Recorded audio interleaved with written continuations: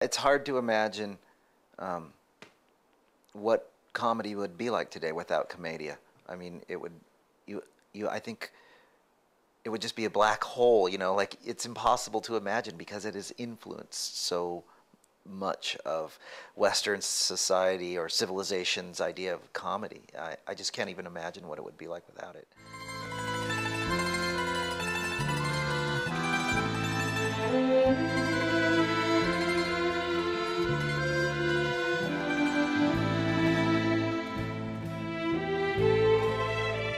Journey back through the centuries to the reawakening of culture in Italy and Europe.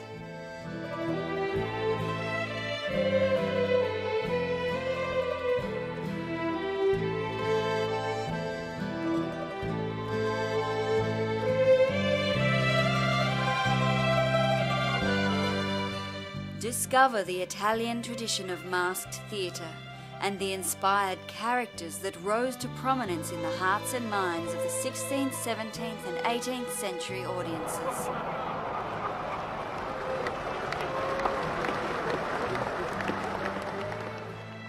Figures like the lovers themselves, who are actually a satire on the upper classes of the day.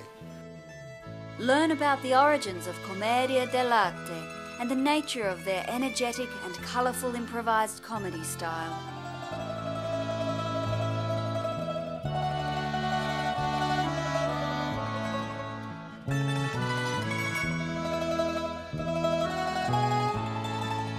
You know, it's a very limited deck of cards, Commedia.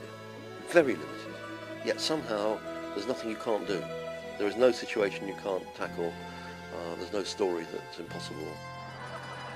Appreciate how the Italian masked troupes influenced countless other cultures as they performed across Europe, from aristocratic palaces to piazzas and city streets. Well, Punch is married. Pulcinella, no. Punch is married with Judy, no? Pulcinella is not married with Teresina.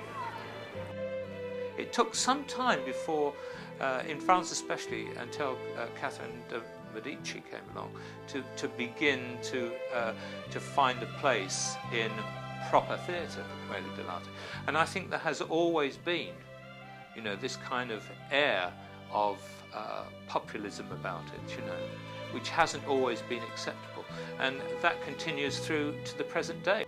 Recognise the contribution of these ancestors of modern comedy in shaping the theatrical culture of Western society today. And I find The Simpsons, you know, is a classic example of Commedia characters. And unmask this intriguing and lesser-known theatre tradition we call Commedia dell'arte.